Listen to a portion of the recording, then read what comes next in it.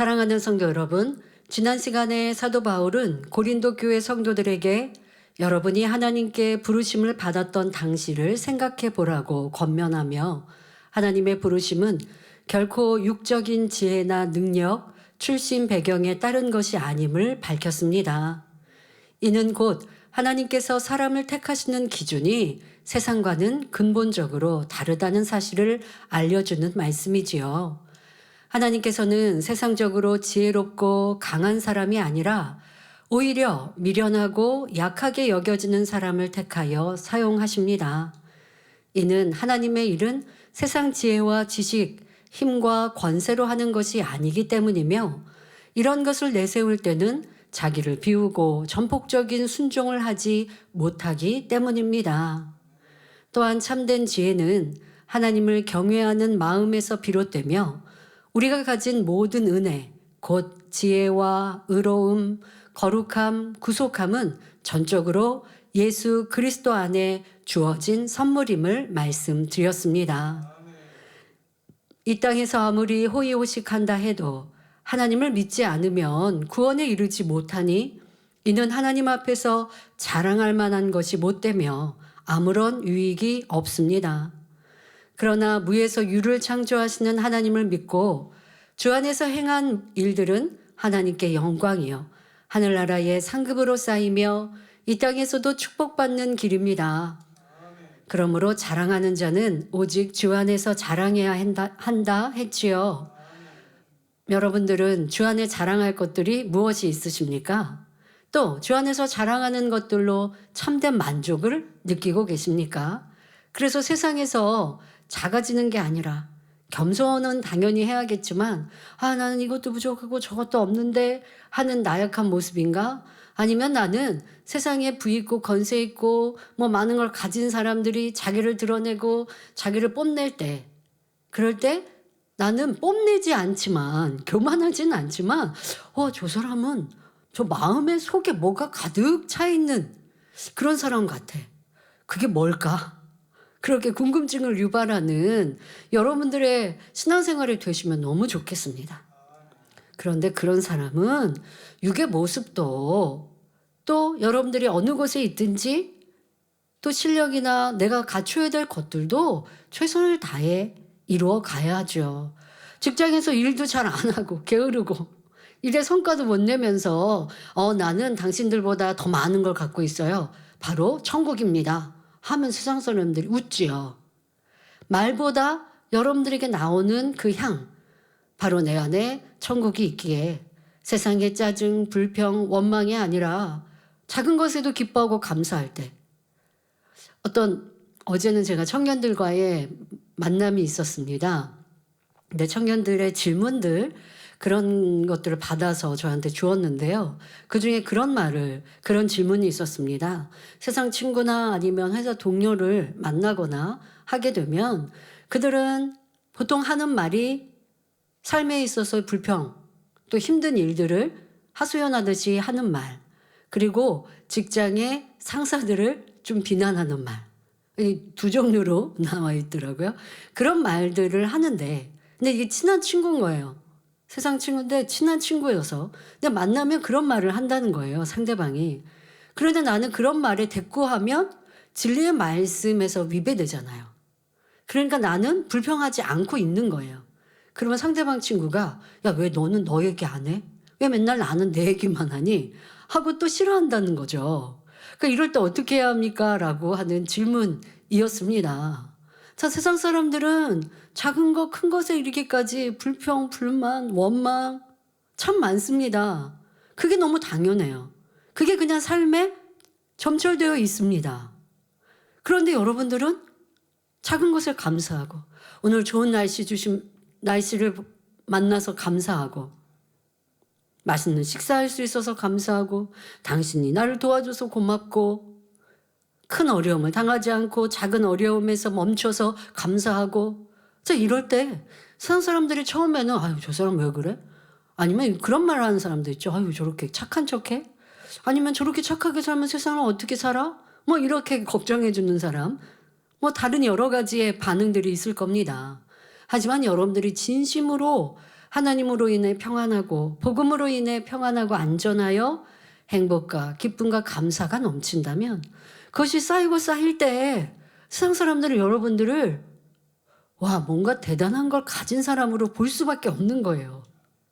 왜 이때 원망하고 불평하는데 왜 저 사람은 안 그러지? 왜 상사로 인하여 다들 불편해하는데 왜 저 사람은 어떻게든 이해해 보려고 하지?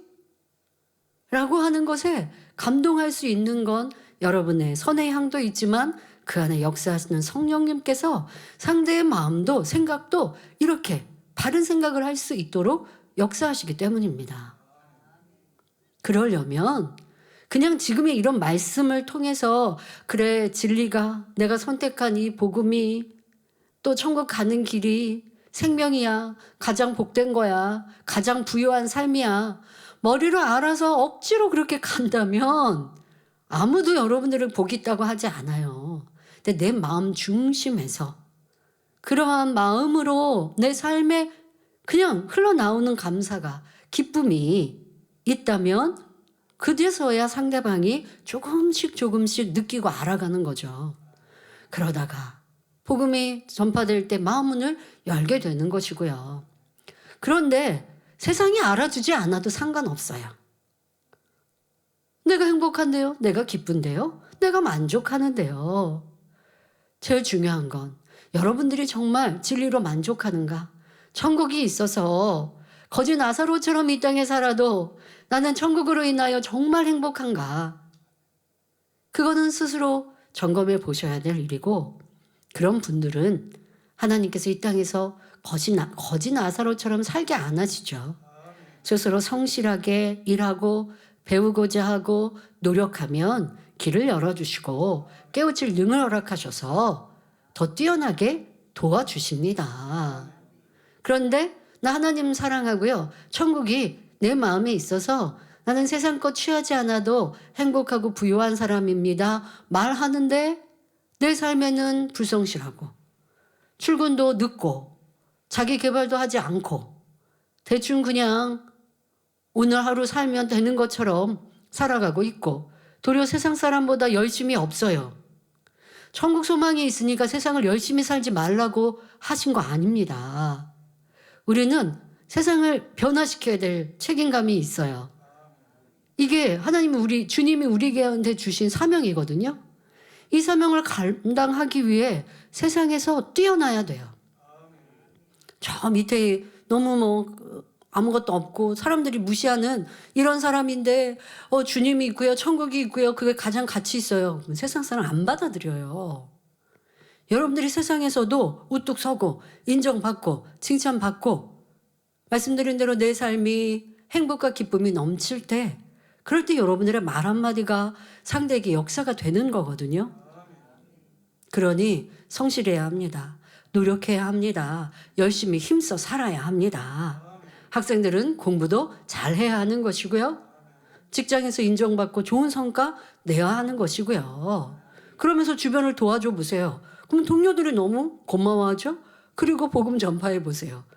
그러면 더 역사하는 힘이 크지 않겠습니까? 이러한 것도 꼭 생각하셔서 몇 주에 걸쳐 고린도전서 강해도 또 대입의 말씀도 우리에게 가장 중요한 것이 무엇이고 우리의 표대, 우리의 목표, 우리의 삶에서 우리는 무엇을 향해 달려가야 하는지 계속 말씀하고 있습니다. 영원한 것, 영의 것의 가장 소중함을 설명하지요. 하지만 육의 것이라 한들 대충 살라는 것이 아닙니다. 최선을 다해 열심히 살아 하나님의 도우심을 받아서 세상에서 머리된 사람이 되어집시다. 오늘은 하나님의 복음을 어떤 방법으로 전해야 하는지 말씀드릴 때 여러분 모두에게 큰 은혜와 능력이 되기를 주님의 이름으로 기원합니다. 고린도전서 2장 1절 본문에 형제들아, 내가 너희에게 나아가 하나님의 증거를 전할 때에 말과 지혜의 아름다운 것으로 아니하였나니 했습니다. 사도 바울은 유대 최고의 율법학자 가말리엘의 문화에서 율법을 철저히 배웠을 뿐 아니라 헬라 철학과 수사학은 문장과 언어를 효과적으로 사용하는 법을 연구하는 학문인데요. 이러한 학문에도 능통한 당대 최고의 지성인이었습니다. 그러나 그는 하나님의 말씀을 전할 때 자신의 학문이나 지혜를 동원하지 않았으며 화려한 언변이나 웅변술, 사람의 마음을 사로잡는 미사어구도 사용하지 않았습니다. 이것이 하나님 뜻이기 때문입니다. 성도 여러분, 우리는 이 사실을 깊이 새겨야 합니다. 사람이 아무리 탁월한 지식과 지혜, 뛰어난 말솜씨를 가졌다 해도 성령의 도우심 없이는 결코 영혼을 구원할 수 없습니다. 모세 선지자는 처음 부르심을 받을 때는 비록 말이 능하지 못했지만 그의 마음에 하나님께서 함께 역사하시자 그 입에서 나오는 말마다 보장되었고 놀라운 권능이 따랐습니다. 따라서 우리가 신앙 서적들을 접할 때도 이러한 점을 유의해야 합니다. 단지 유명한 신학 박사의 책이니 유익하겠지라고 무조건 받아들여서는 안 됩니다. 그보다 더 중요한 것은 저자가 참으로 기도하는 사람인지, 하나님과 깊이 교통하며 영적으로 깨어있는 사람인지를 분별해야 합니다. 만일 저자가 기도를 많이 하여 하나님과 깊이 교통을 하는 분이라면 그 책은 신앙생활에 유익할 것입니다. 하지만 아무리 박식하고 지혜가 탁월하다 해도 만일 하나님과 교통이 없는 상태에서 오직 인간의 지식과 논리로 쓴 글이라면 그것은 영적으로 아무런 유익을 주지 못합니다.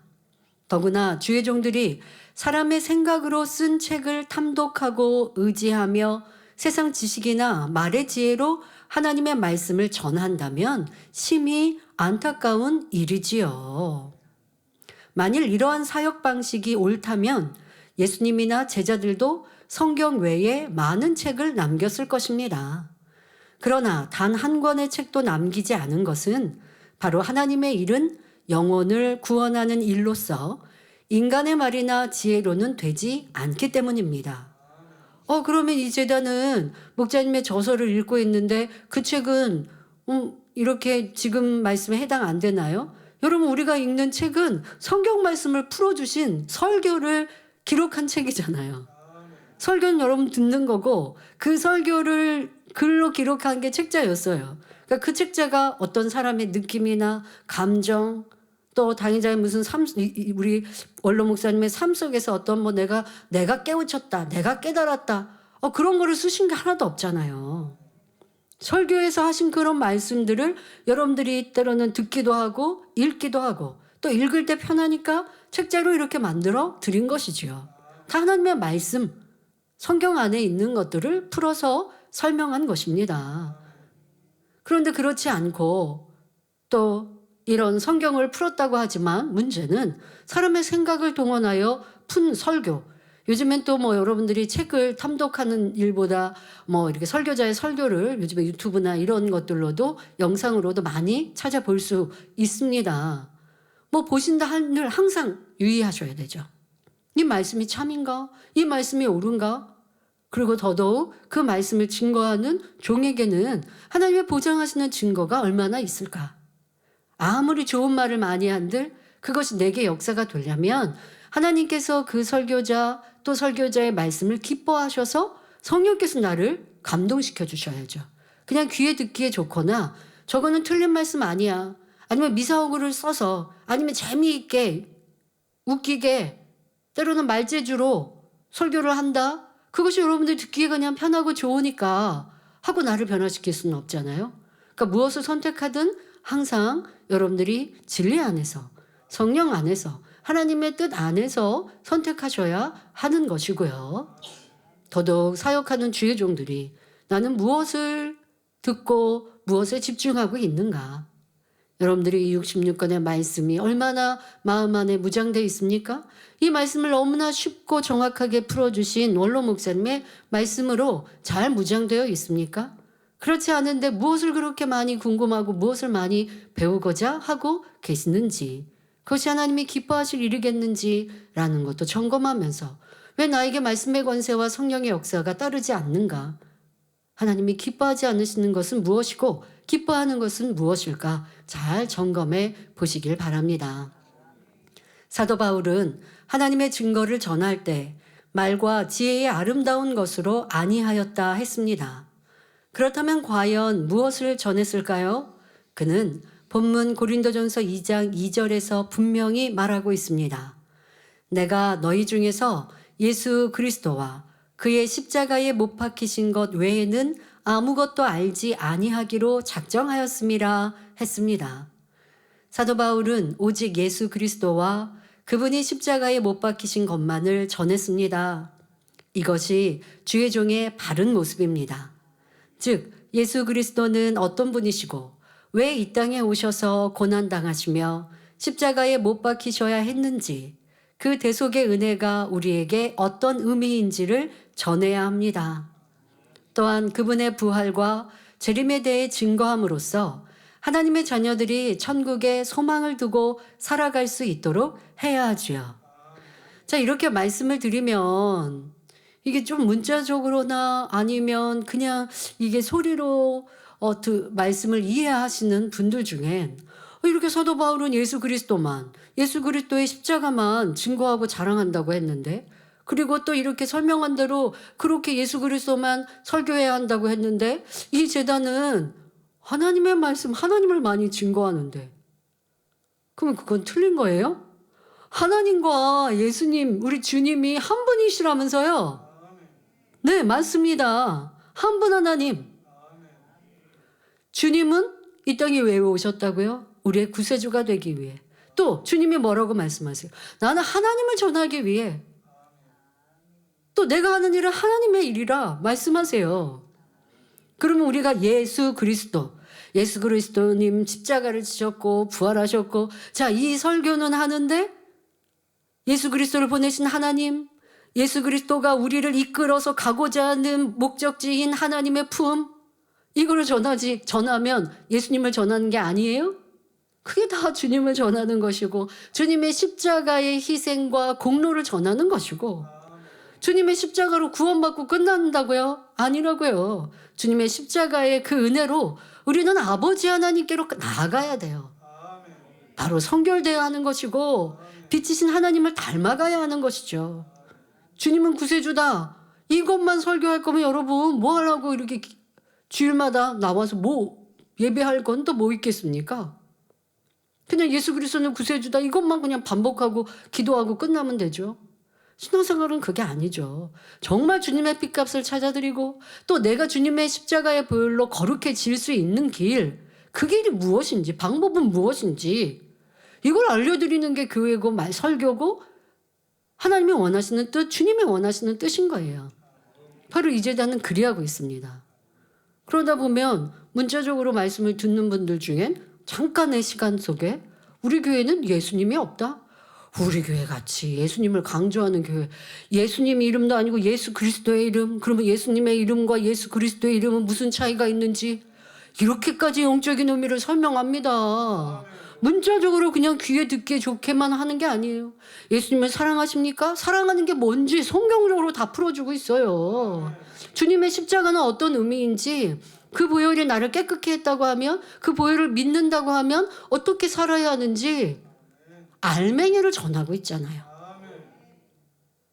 알맹이 없이 껍데기만 계속 전해달라고 하면 전 그럴 수가 없어요. 우리 성도들을 더 좋은 천국으로 인도해야 되고 하나님 가까이 아버지 하나님의 참 자녀로 만들어야 하는 제단이기 때문에 쉽게 편하게 그렇게 설교한다면 저도 사역하기 너무 쉽겠죠. 그런데 그럴 수 없어요. 우리 성도님들도 그런 설교 들으면 재미없어요. 어쩔 때는 내 마음 깊은 것을 막 해부해서 내가 생각하고 있는 거, 내가 느끼고 있는 거, 내 눈빛 하나까지 이게 말씀으로 지적받으면 이게 되게 통쾌하지 않습니까? 우리 한국 문화 중에는 목욕 문화 중에서 땜이는 문화가 있어요. 근데 이제 사실 과학적으로 이게 뭐 얘기하기도 합니다. 때 너무 자주 밀면 좋지도 않다고, 피부에 너무 민감해지기도 한다고도 하는데요. 그래, 너 또 한국 사람인지라. 근데 외국에서도 우리 때 미는 문화도, 이 목욕 문화도 가끔 이렇게 또 오면, 관광 오면 그것도 뭐 재미있어 한다고도 하는데, 그래도 1년에 중요한 때는 아직도 때를 밀고 하기도 합니다. 얼마나 속 시원해요. 그리고 깨끗해진 것도 같고 정말 깨끗해지 밀면 또 때가 나오니까요. 그런데 뭐 이거는 과학적으로 피부가 뭐 민감해진다 이렇다 저렇다 말하기도 하지만 여러분 마음 깊은 죄성과 악 이걸 발견하는 거 그거는 여러분들이 영혼을 깨끗게 하고 맑게 하는 거고요. 그리고 그런 말씀을 들어야 아직 내가 온전하지 않더라도 그런 말씀을 여러분 매주 듣다 보면 그래도 어떻게 살아야겠다 다짐하잖아요. 매주 듣고 또 회개하잖아요. 그런데 그렇게만 하지 마시고 이제 결단하여 행한다고 하면 정말 빛자체이신 아버지 하나님께로 더 나아갈 수 있고 아버지 하나님의 사랑을 받으면 세상의 지혜도 지식도 더 뛰어날 수 있고 나의 필요한 것들도 아버지 하나님이 채워주시는 이러한 복받는 사람이 되는 길을 가르치는 것 이 제단입니다. 바로 주님의 이름으로 기도하고 그 이름으로 기도하는 것의 의미 오직 주님의 뜻을 전하는 제단이지요. 사도 바울은 예수 그리스도와 그의 십자가에 못 박히신 것 외에는 아무것도 알지 않기로 작정했습니다. 빌립보서 3장 7절부터 9절을 보면 이 결심이 얼마나 확고한지를 알 수 있습니다. 그러나 무엇이든지 내게 유익하던 것을 내가 그리스도를 위하여 다 해로 여길 뿐더러 또한 모든 것을 해로 여김은 내 주 그리스도 예수를 아는 지식이 가장 고상함을 인함이라.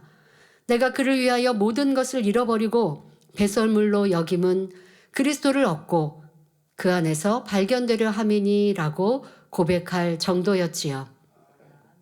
내가 가지고 있었던 부명의 지식 권세도 배설물로 여기고 주님으로 인하여 주님을 믿는 그 의로움이 가장 소중하다 여기는 이 고백.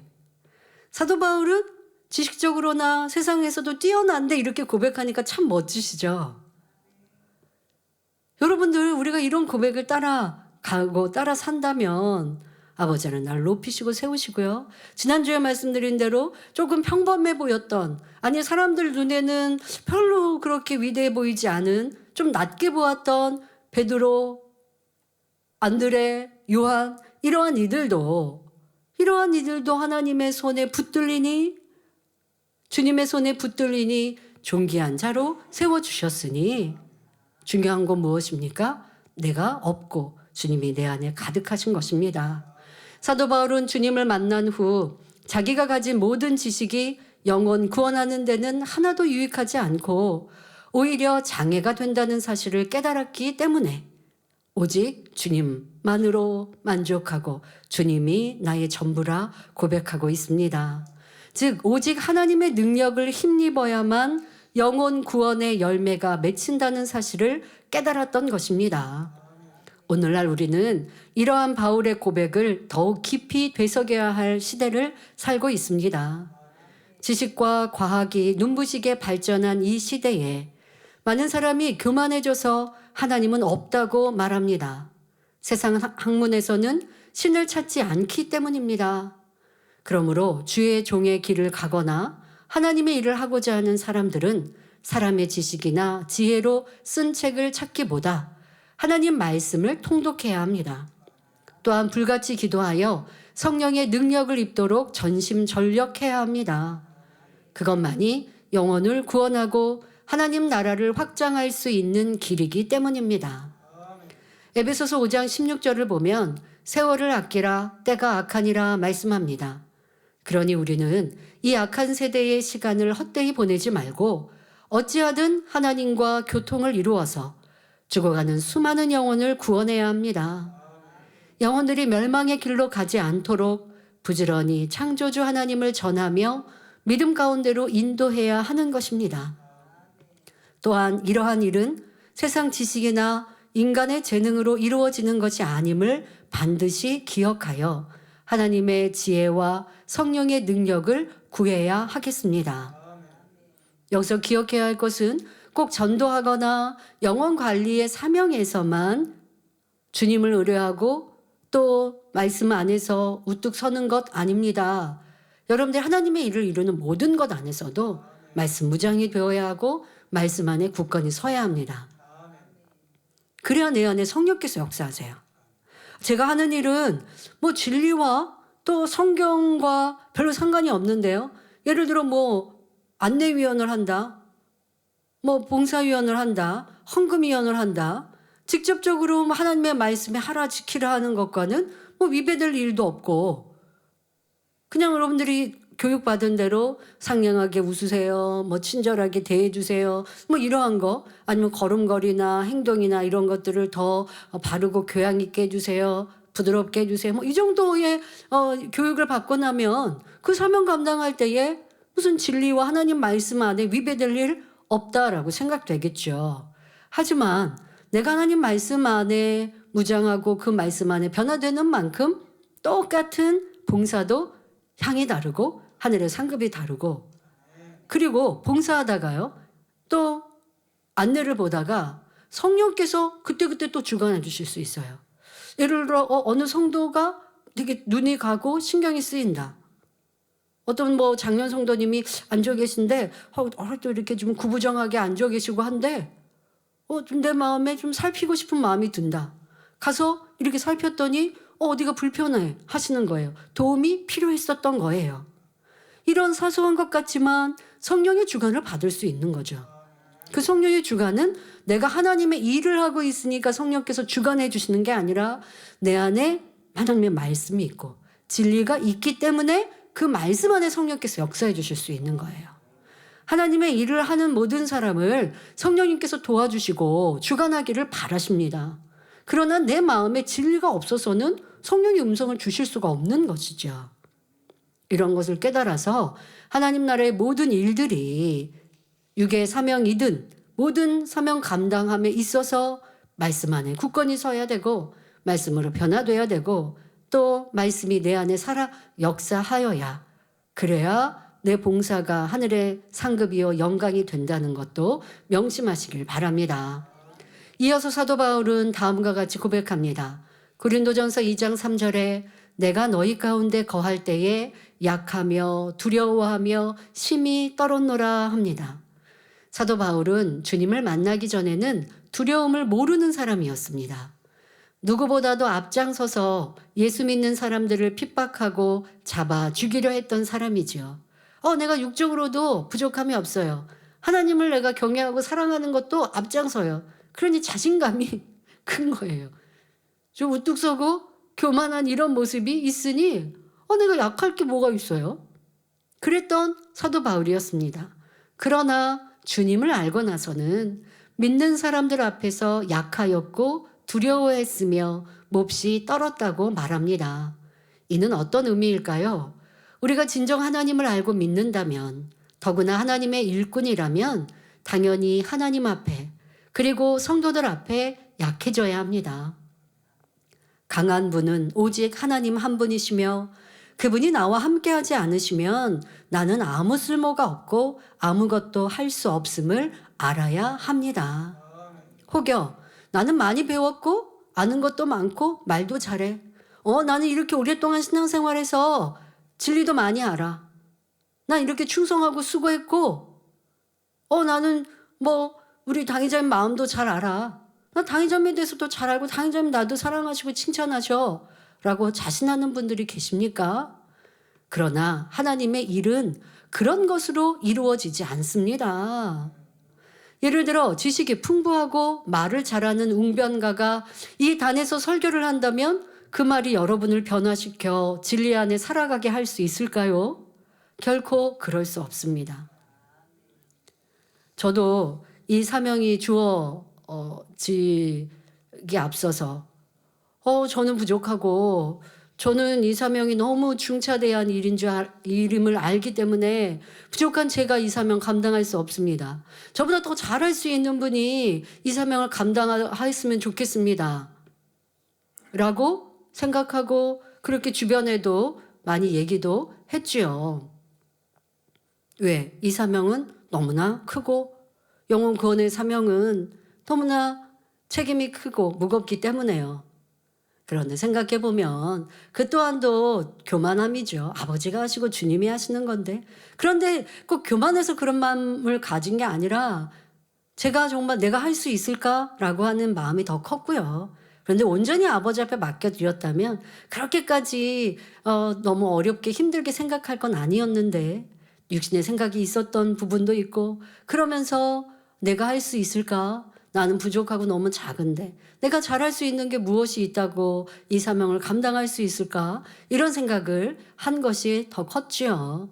그러나 아무리 그렇게 생각하는 것은 내 생각이고 또 한편으로 생각해 보니 그래, 내가 부족한 것이 있고 또 내가 더 온전함을 향해 달려가야 하지만 하나님의 말씀의 무장과 또 세상의 지식 또 세상의 것들을 가미하지 않고 말씀을 가르칠 수 있고 그 말씀으로 나를 처복종시켜 가는 데 있어서는 그래도 잘할 수 있고 또 그렇게 내가 살아왔구나. 아버지가 나를 그렇게 인도하셨고 이끌어 주셨구나.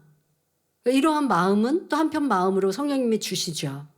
내가 하는 게 아니라 지금까지 저를 이끄신 아버지 하나님, 또 가르치신 원로 목사님의 가르침대로 세상에 있는 것들 가미하고 그것으로 인하여 하나님 말씀을 뭐 바꾸거나 아니면 또 내가 생각하여서 하거나 하지 않고 그래도 하나님의 뜻을 찾고자 했고 그 말 순수한 이 복음으로 교육받고 또 저도 설교하였고 그것이 습관이 되고 능력이 된 것은 아버지 은혜이고 나를 이렇게 성장시키신 하나님의 계획과 뜻이 있었지라고 생각하니 그래, 이 말씀을 잘 가르칠 수 있는 건 내가 더 기도하고 아버지의 능력 받으면 할 수 있는 일이지.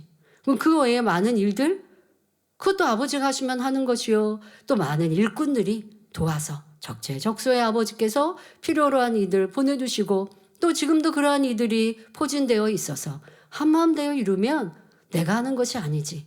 이렇게 마음을 바꿔주시니 또 아버지님이 이렇게 몰아가셨죠. 제가 선택하고 생각하기보다 갑자기 벌어진 이 몰아가는 일들 속에서 이 자리에 서니 아버지의 능력으로 저를 붙드시니까 할 수 있을까 없을까? 이건 다 육신의 생각.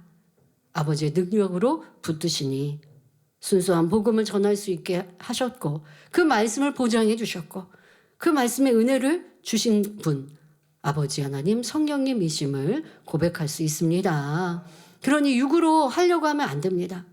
물론 말을 잘한다고 말을 잘하는 웅병가가 이단에 설교하면 우리가 들으면서 참 말 잘한다. 청산유수처럼 참 말 잘한다. 어떻게 저렇게 말을 또 곱게 잘할 수 있을까? 칭찬할 수 있습니다. 하지만 그 말로써 사람 안에 있는 죄성을 도려내지는 못하며 악한 마음을 변화시켜서 진리 안에 살도록 인도할 능력은 없습니다. 아무리 유창한 말이라도 청중에게 믿음을 심어줄 수 없고 하나님을 만나게 하거나 삶을 변화시킬 수도 없으니 아무 유익이 없지요. 우리가 이러한 사실을 깨달을 때 하나님 앞에 겸손할 수밖에 없습니다. 하나님께서 도와주시지 않으면 나는 아무것도 할 수 없다라는 고백을 할 수밖에 없지요. 그럴 때 비로소 우리는 하나님 앞에 약한 사람이 되는 것입니다. 성도님들이 저에게 말씀 잘한다, 설교 잘한다, 또 초신자부터 설교 은혜 받고 있다라고 말씀해 주시면 저도 참 감사합니다. 내가 잘할 수 할 수 있나라고 하는 그런 마음들 또 버릴 수 있고 이렇게 하나님이 능력 주시니까 할 수 있지라고 하는 또 영적인 자신감도 갖게 해 주시죠. 그러나 항상 생각하고 기도합니다. 제가 뭐 어렸을 때부터 말을 못하는 축에 들지는 않았어요. 말을 똑똑하게 또 잘하는 중구난방 말하고 행동하지 않고 좀 정갈하게 자기가 표현할 말들을 잘 똑똑하게 하는 어릴 적부터 그렇게 말을 하는 능력 또 그렇게 말을 하면서 칭찬을 받았습니다. 하지만 그렇게 말한다고 해서 설교의 능력이 되는 건 아닙니다. 오직 하나님의 은혜 능력이 이 설교 안에 붙들어 주시지 않으면 듣는 사람들이 지식으로만 듣는 것이죠. 그리고 처음 나온 새신자가 어찌 마음을 열고 은혜 받겠습니까? 이것은 전적으로 하나님의 은혜와 능력입니다. 저는 그것을 잘 알기 때문에 내가 했다라고 교만해질 수가 없어요. 저는요 설교 원래 잘해요. 아니면 이제 설교 좀 어렵지 않은 그래요. 정말 시간이 지나면서 설교에 대한 예전에 어려운 부분들도 이제는 그렇지 않도록. 이게 제가 설교가 제 사명인데 설교가 맨날 어려워서 이단했으면 어떻게 이 사역을 무겁게 하겠습니까? 그러니까 설교가 막 어렵고 힘들게 했던 이 초창기랑은 달리 이제는 능력 주시니까 여유롭게 할 수 있어요. 설교한다고 막 긴장하고 할 일 없이 그렇게 이제 평안하게 할 수 있어요. 그것도 하나님의 은혜고 능력이지만 그렇게 되었다 한들 설교할 때 감동 주시지 않으면 저도요, 이렇게 설교 읽는 거, 원고 읽고 프롬프트 읽는 거 어느 날은 조금 뻑뻑하고 힘들 때도 있고 어느 날은 술술술, 대부분은 술술술술 읽고 전할 수 있고 또 영감 주셔서 설교하면 준비한 원고 다 못 마치고 끝날 수도 있고 그래서 절제해야 합니다마는 아버지 은혜인 걸 너무 잘 알아요. 그러니 겸손할 수밖에 없고 더 하나님을 의뢰할 수밖에 없지. 이게 점점 잘해지니까 자신감이 넘치니까 이제 하나님이 능력 없지 나도 할 수 있어? 그렇게 교만해졌다가는 말씀의 은혜가 없는 것이죠. 그러면 그래 너 혼자 한번 해봐. 그러면 감동도 없고 영감도 없고 할 수 없는 거예요. 그러니 점점점 하나님을 의뢰하고 나는 하나님 앞에 약한 자요. 하나님은 더 높아지실 수밖에 없는 것입니다. 사도 바울은 주님을 영접하고 성령을 받은 후 진리에 대해 올바로 깨달으니 하나님 앞에서 자신이 얼마나 연약한 존재인지 철저히 깨달았습니다. 그는 유대 율법에 정통했고 세상의 학문과 언변에도 능한 사람이었기 때문에 만일 그러한 지식과 논리로만 사람들과 대화한다면 누구보다도 담대했을 것입니다. 그러나 그는 복음을 전할 때 인간적인 지혜나 학식으로 결코 영혼을 변화시킬 수 없다는 사실을 알았습니다. 영적인 일은 인간의 능력이나 지식으로 이룰 수 있는 것이 아닙니다. 하나님께서 함께 하시고 성령께서 역사하셔야만 사람의 마음 문이 열리고 삶이 변화되는 것입니다. 이 진리를 깊이 알았기에 바울은 복음을 전할 때 약하고 두려워하며 심히 떨 수밖에 없었던 것입니다. 이처럼 하나님의 사람들은 두렵고 떨리는 마음이 있기에 쉬지 않고 기도하며 하나님과 영적 교통을 하려고 힘쓰게 됩니다. 잠시라도 마음을 흐트러뜨리지 않고 내가 이러면 안 되지, 변화돼야지, 더 기도해야지, 하나님 일에 더욱 힘써야지 하며 늘 깨어있게 되는 것입니다. 내가 하나님을 기쁘시게 못하고 하나님 앞에 너 이러면 안 돼, 너 잘못했잖아 하고 죄나 짓고 있으면 하나님께서 내 기도를 안 들으시죠.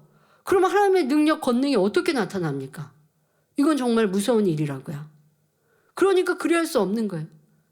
그러니 하나님의 능력을 나타나는 권능의 종이라 한들 더 겸비하고 겸손해서 오늘도 내일도 나를 복종시키는 것입니다. 그럼 그것은 하나님 앞에 뿐입니까? 성도들 앞에, 영혼들 앞에도 마찬가지인 것이죠. 내가 저 사람보다 낫다 하겠습니까? 그럴 게 하나도 없는 거예요. 처음 된 자가 나중되고 나중된 자가 처음 될 수 있어요. 누가 하나님을 더 뜨겁게 사랑해서 나보다 더 앞장서면 기뻐하고 즐거워할 일이고 그럴 수 있죠. 근데 누구를 무시하겠습니까? 누가 내가 더 낫다 하겠습니까? 그리고 누가 더 나은 것은 하나님이 아시지. 또 나타나는 그 열매를 통해 알아야지 내가 누구도 판단할 수 없는 것이에요. 그러니 누구에게도 나는 이만큼 이루었는데 저 사람은 저것밖에 안 되네 하고 교만할 수 없는 것입니다.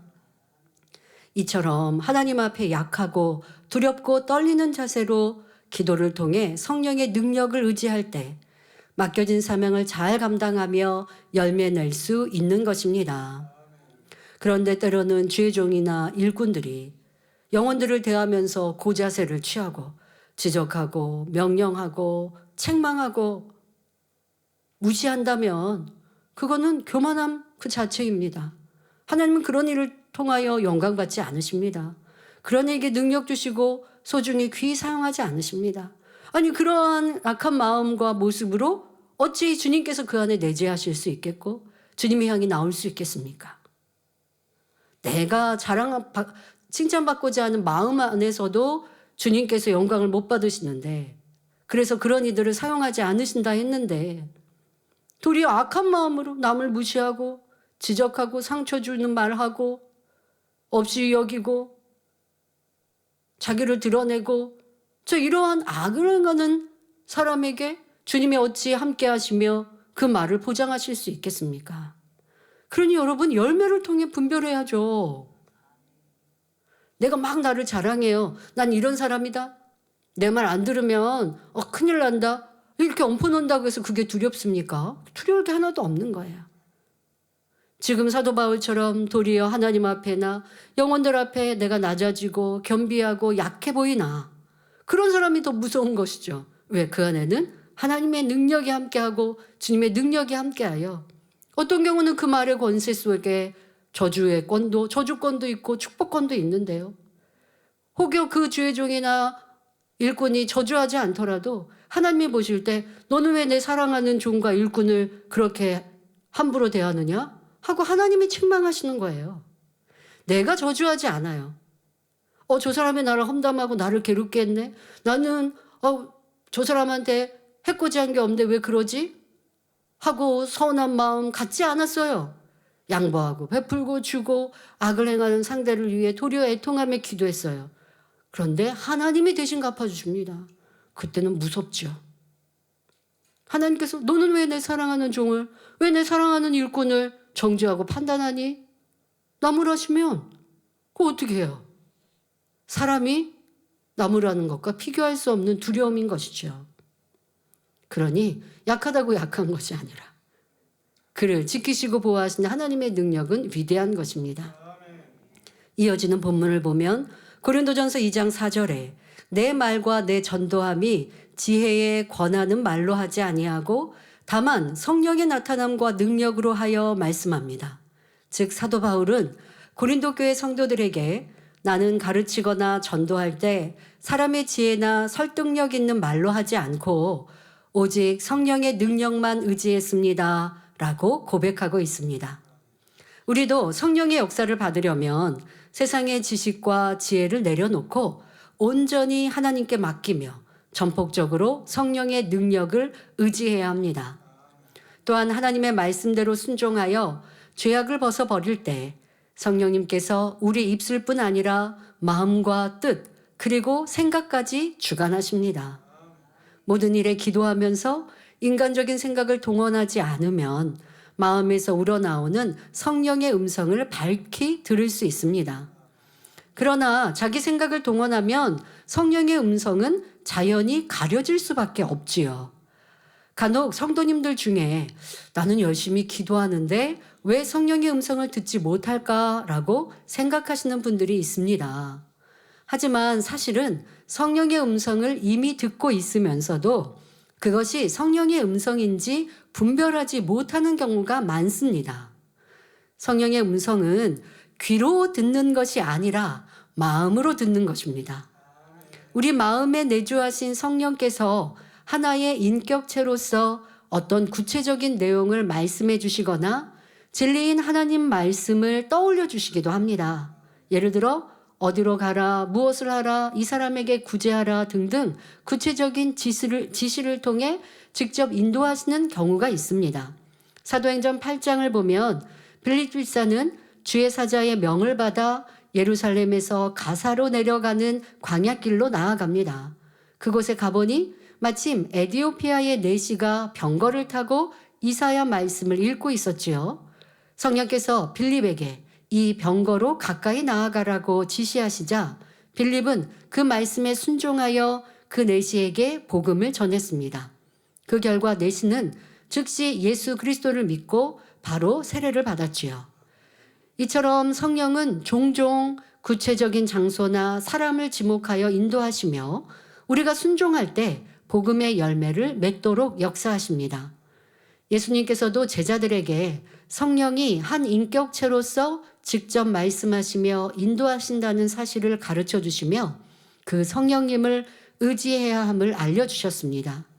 마가복음 13장 11절에 사람들이 너희를 끌어다가 넘겨줄 때에 무슨 말을 할까 미리 염려치 말고 무엇이든지 그 시에 너희에게 주시는 그 말을 하라.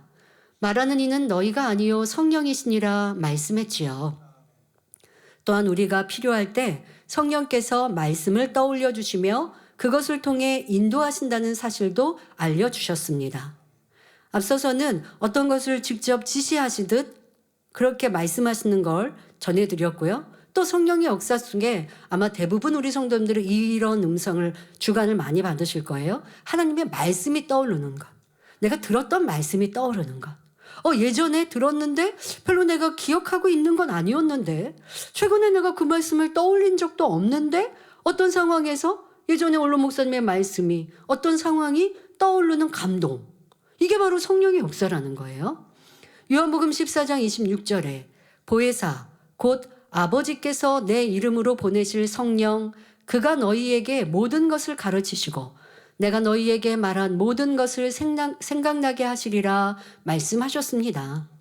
예를 들어 어떤 상황에서 달라면 주라, 원수도 사랑하라, 섬기는 자가 큰 자다 등 성경에 기록된 말씀이 떠오르기도 하고 이런 말씀을 너가 섬겨라 이렇게 명령하듯이 안 떠올라도 그 하나님이 들었던 말씀 또 설교 시간에 들었던 이런 말씀이 그대로 마음에 되살아나기도 합니다.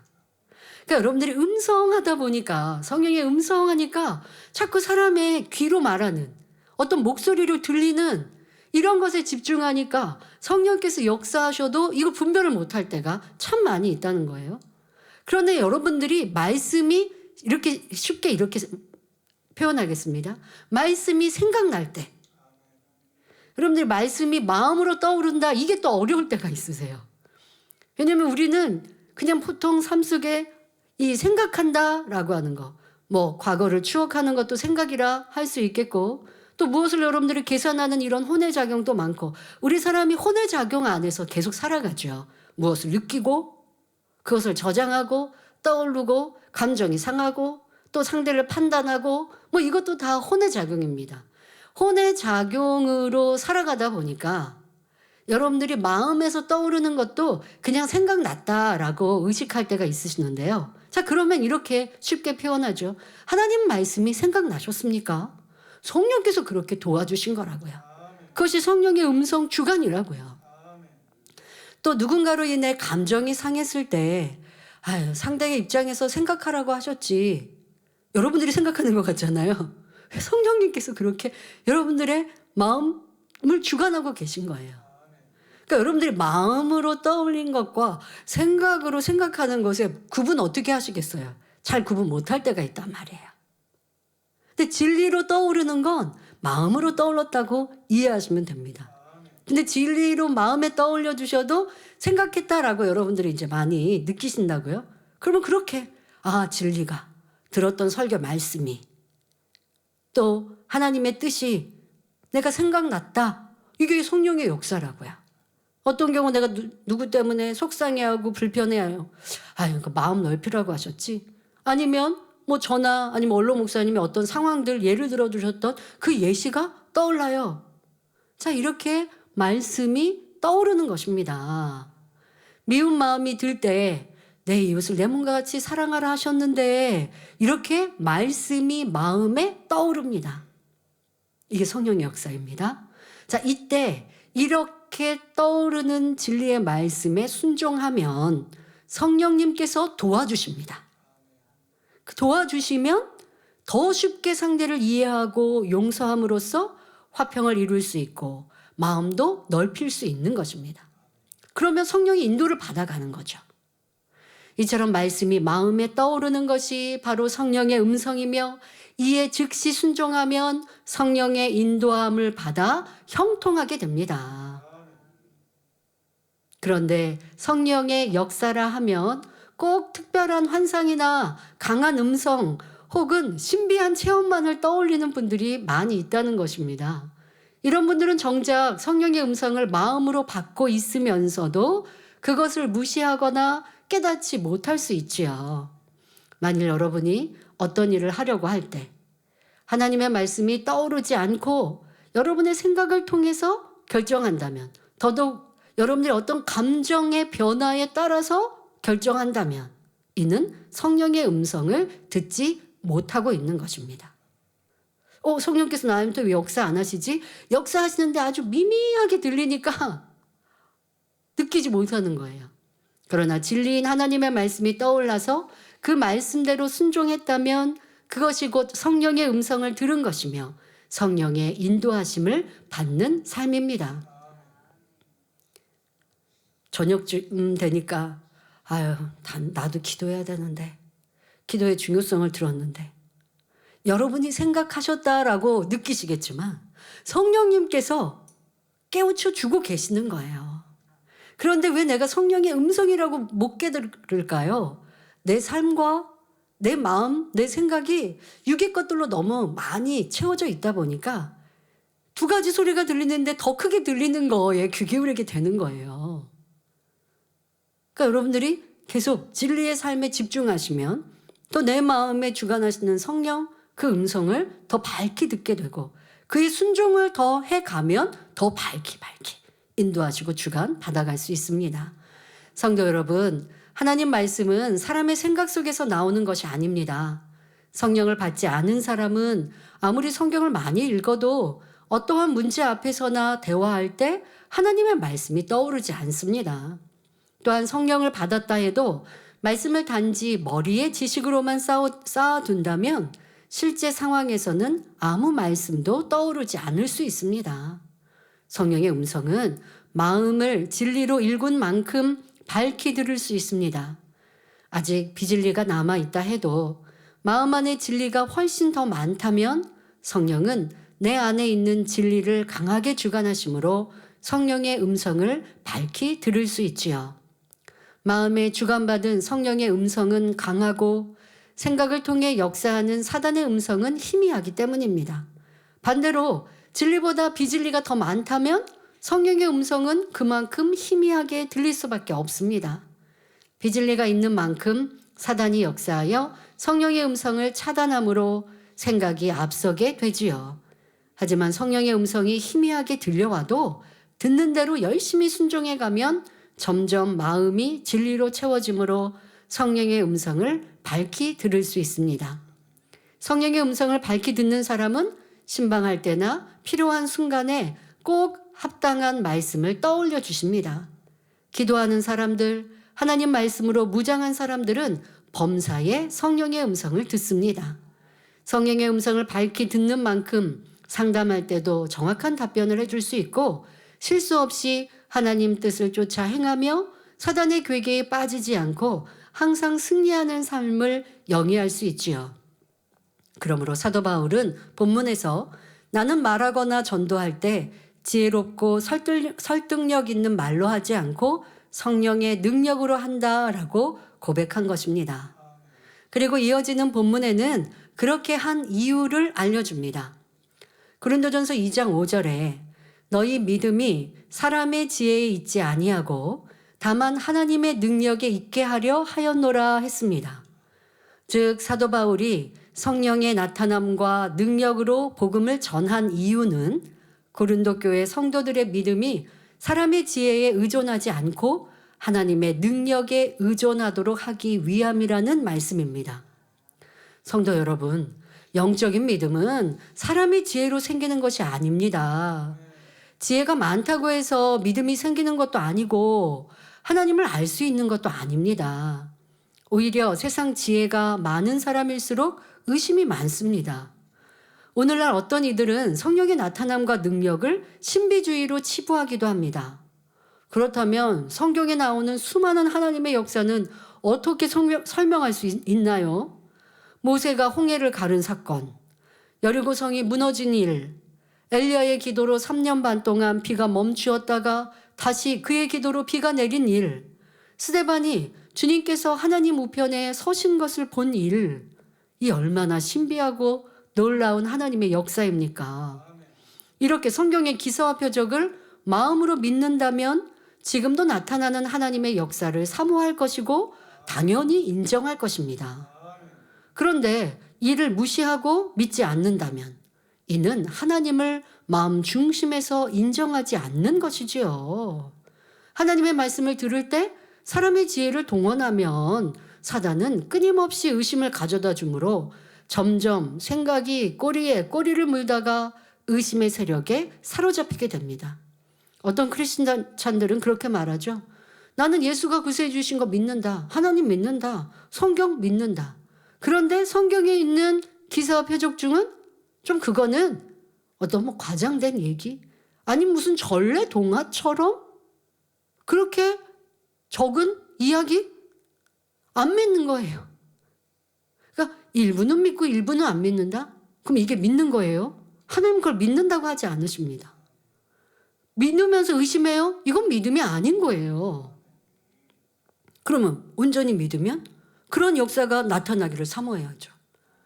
그리고 내게 그런 역사가 없지만 그런 역사가 나타났다고 하면 기뻐하고, 와 정말 지금도 그렇게 하나님은 성령만 역사하시는구나. 나 그러기를 기다렸는데 그래 이렇게 역사하시지. 나도 하나님의 능력을 끌어내리고 하나님의 능력을 체험하는 이런 복된 사람이 돼야지 사모해야 할 것이죠. 그런데 그렇지 않다면 어찌 하나님의 말씀이 성경을 온전히 믿었다 할 수 있을까요? 하나님이 인정해 주실까요? 그렇지 않습니다. 그러니 얼마나 안타까운 이 마지막 때의 신앙인들의 모습인지요. 그런데 이런 사람들이 뭐 좀 하나님의 역사, 그러니까 내 생각에 일부는 이해가 안 돼요. 뭐 하나님을 믿지 않고 의심하는 것도 아니지만, 근데 또 뭐 이런 위대한 하나님의 일들 기사 표정은 이해가 안 돼요. 또 안 믿어져요. 그러니까 이런 사람들이 참 어렵죠. 하나님을 완전히 떠나지도 못하고 온전히 믿어지지도 않으니 이런 사람들은 적당주의 신앙생활에 머물게 되는 것입니다. 왔다 갔다 그냥 깊이 빠지지도 않고 이렇게 그냥 신앙생활한다 스스로는 이러면 구원은 받는다 생각하지요. 이처럼 믿음은 사람의 지혜로 생기는 것이 아님을 사도 바울은 잘 알았기에 말의 지혜와 지식을 동원하지 않았습니다. 오직 성령 충만함으로 예수 그리스도와 십자가의 도를 전했습니다. 세상 지식으로는 하나님을 전할 수 없기에 모든 지식을 무로 돌리고 기도하여 성령의 역사와 하나님의 능력 가운데 사역했지요. 그러니 사도 바울은 가는 곳마다 복음을 전하면서 표적을 나타냈습니다. 심지어 사람들이 사도 바울의 손수건이나 앞치마를 가져다가 병자에게 얹어도 치료되는 희한한 능도 나타났습니다. 그러나 사도 바울은 이 놀라운 권능이 오직 하나님의 은혜와 능력으로 인한 것임을 알았기에 자기를 드러내거나 자랑하지 않았습니다. 로마서 15장 17절 18절을 보면 사도 바울은 그러므로 내가 그리스도 예수 안에서 하나님의 일에 대하여 자랑하는 것이 있거니와 그리스도께서 이방인들을 순종케 하기 위하여 나로 말미암아 말과 일이며 표적과 기사의 능력이며 성령의 능력으로 역사하신 것 외에는 내가 감히 말하지 아니하노라 고백합니다. 즉 사도 바울은 성령의 능력으로 역사하신 것들을 통해 오직 예수 그리스도를 증거했던 것입니다.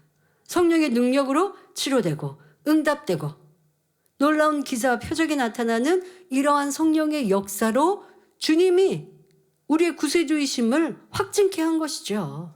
이런 역사가 나타날 때에 그의 말을 더 믿지 않겠습니까? 이렇게 하나님의 역사를 나타나니 사람들의 마음은 열리고 놀라워할 때 예수 그리스도로 이름으로 지금 이렇게 된 것이다. 예수는 너희가 아는 사람이 아니라 하나님의 아들이시다. 그 예수님은 죽으셨지만 다시 부활하셨다. 우리의 구세주이시다. 확실히 증거한 것입니다.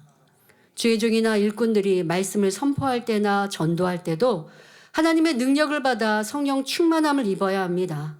하나님의 능력 속에서 말씀이 선포될 때 혼과 영과 및 관절과 골수를 찔러 쪼개는 말씀이 되어 회개의 역사가 일어납니다.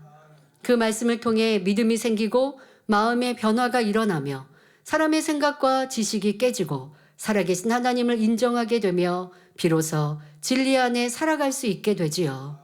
그러므로 우리는 복음을 전하고자 할 때 사람의 말과 지혜로 하는 것이 아니라 기도하여 하나님의 능력이 나타나는 가운데 살아계신 하나님을 전해야 함을 명심해야 하겠습니다. 그런데 여기서 주의할 것이 있습니다. 세상 지식이 필요 없으니 공부하지 않아도 된다는 뜻이 아니라는 것은 기억하십시오. 지금까지 말씀드린 것은 최근에 지난주에도 그렇고 몇 주 동안 이렇게 세상의 것이 아니라 주님으로 전한다라는 사도 바울의 이 말씀 안엔 여러분 무엇이 가장 중요한지를 가르치시는 거지 세상에 있는 것들 버리고 등한시하라는 것이 아닙니다. 영혼을 구원하는 일을 할 때 세상 지식을 동원해서는 안 된다는 의미를 설명한 것이지요. 학생은 공부해야 하고 직장인들도 필요한 전문 지식과 기술을 습득해야 합니다. 우리는 먹으나 마시나 무엇을 하든지 하나님께 영광 돌리기 위해 살아야 하며 공부하는 목적도 이와 같아야 합니다. 다만 전도할 때나 영혼을 구원하는 분야에서는 세상의 지식이나 지혜로는 결코 믿음을 심어주지 못한다는 사실을 반드시 기억하시기 바랍니다. 결론을 말씀드립니다. 사랑하는 성도 여러분, 오늘 본문에서 사도 바울이 내 말과 내 전도함이 지혜에 권하는 말로 하지 아니하고 다만 성령의 나타남과 능력으로 한다는 이 말씀은 그 중요성을 아무리 강조해도 지나치지 않습니다. 사도 바울의 고백처럼 우리는 복음을 전할 때 사람의 지혜나 말의 지혜로 전하는 것이 아니라 오직 성령의 나타남과 하나님의 능력으로 증거해야 합니다. 그래야 듣는 이들에게 참된 믿음이 심어지고 변화의 역사가 나타나기 때문입니다. 사도 바울은 자신의 지식이나 학문, 언변을 전혀 의지하지 않고 오직 예수 그리스도와 그분의 십자가만을 전하기로 작정했습니다. 우리 역시 복음을 전할 때 세상의 지식이나 방법을 의지하지 말고 먼저 기도하여 성령의 음성을 들을 수 있어야 합니다. 겸손히 성령의 음성에 귀를 기울이고 성령의 능력을 의지할 때 비로소 우리가 전하는 말씀이 살아있는 하나님의 말씀이 되어 생명의 역사를 이룰 수 있습니다. 고린도후서 4장 7절에 우리가 이 보배를 질그릇에 가졌으니 이는 능력의 힘이 큰 것이 하나님께 있고 우리에게 있지 아니함을 알게 하려 함이라 말씀한 대로 하나님께서는 세상이 보기엔 아무 쓸모없어 보이는 질그릇 같은 우리를 택하셨습니다. 그리고 그 안에 놀라운 보배, 곧 예수 그리스도의 복음을 담아주셨지요. 이는 능력의 근원이 우리에게 있는 것이 아니라 오직 하나님께 있음을 드러내시기 위해서입니다. 따라서 우리가 자랑할 것은 질그릇이 아니라 질그릇이신 내가 아니라 그 안에 계신 예수 그리스도입니다. 우리가 오직 예수 그리스도를 드러낼 때 우리의 삶을 통해 하나님의 능력이 나타나고 복음의 열매가 맺히게 됩니다. 그러므로 이 진리를 마음 깊이 새기고 사람의 지혜와 생각을 내려놓고 오직 성령의 능력으로 복음을 전하시기를 주님의 이름으로 축원합니다.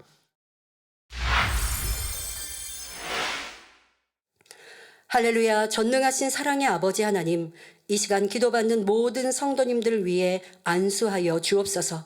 전국 전 세계 하나님의 자녀들 위해 시공간을 초월하여 역사하여 주시옵소서. 믿어지는 믿음을 주시고 부정적인 생각과 의심의 세력을 물리쳐 주옵시며 모든 시험 환난도 물리쳐 주옵소서. 머리부터 발끝까지 오장육부, 뼈 마디마디, 온몸의 신경, 조직, 세포 등 성령의 불로 태우시고 근본의 빛으로 역사하여 주옵소서. 예수 그리스도의 이름으로 명하노니 원수마귀 사단아 모든 질병균 연약함아 물러가라. 빛이여 임하라. 모든 불치 난치병도 성령의 불로 태워 깨끗게 하여 주옵소서.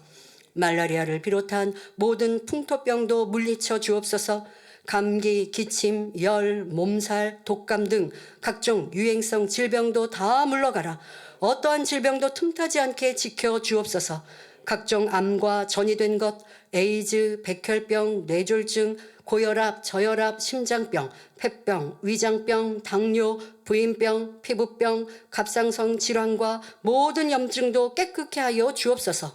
소아마비, 중풍, 관절염, 디스크도 온전케 하여 주옵소서. 요통, 두통, 신경통을 비롯한 모든 통증은 사라질지어다. 간질, 자폐증, 우울증, 조울증, 공황장애, 노이로제, 치매 등 모든 정신질환도 물러가라. 모든 마비된 것도 풀어지고 일어나 걷고 뛸지어다. 눈도 잘 보이게 하옵시고 귀도 잘 들리게 하여 주옵소서. 소경은 눈을 뜨고 귀머거리는 들으며 벙어리는 말할지어다. 각종 사고 후유증도 깨끗게 하시고 부러진 뼈도 붙여 주옵소서. 화상 입은 것도 온전케 하시고 화기야 물러가라, 열도 물러가라. 아버지 흉터나지 않게 역사하여 주옵소서. 마약을 비롯하여 각종 약물과 독극물 중독도 깨끗함을 입을지어다. 죽은 신경과 세포가 살아나며 죽은 자도 살아나게 하여 주옵소서. 잉태의 축복도 주시기를 원합니다. 예수 그리스도의 이름으로 명하노니 원수마귀 사단아 하늘 공중 권세 잡은 악의 영들아 물러가라. 그의 사자들도 물러갈지니라. 이 땅의 악한 영, 더러운 영, 거짓되고 간사한 영, 이간질하고 미혹하는 모든 어둠들은 물러가라. 모든 흉악의 결박을 풀고 어둠아 물러가라. 빛이여 임하라. 아버지 하나님, 부르짖어 기도할 수 있는 능력을 주시고 죄를 버리고 성결될 수 있는 능력을 주옵소서.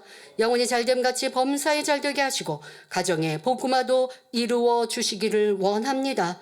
한 주간도 모든 사고와 재앙으로부터 지켜주시고 불통이 없는 형통한 삶을 살 수 있도록 축복해 주옵소서. 성령의 불담으로 천군 천사와 주님의 불꽃 같은 눈동자로 모든 하나님의 자녀들과 가정, 일터, 사업터를 지켜주시기를 원합니다. 학생들에게 지혜와 명철을 더하시고 공부할 수 있는 뜨거운 마음과 열정도 더하여 주옵소서. 마음과 생각을 세상에 빼앗기지 않도록 지켜주시고 하나님을 뜨겁게 사랑하는 학생들로 축복하여 주시옵소서. 하나님의 자녀들이 먹으나 마시나 입으나 무엇을 하든지 하나님 앞에 영광 돌리는 삶이 되게 축복하여 주시기를 원합니다. 나는 하나님을 만났노라, 체험했노라, 응답받았노라, 축복받았노라 간증하는 입술이 되게 역사하여 주옵소서. 아버지 하나님 감사합니다. 홀로 영광 받으옵소서. 우리 주 예수 그리스도의 이름으로 기도하옵나이다. 아멘.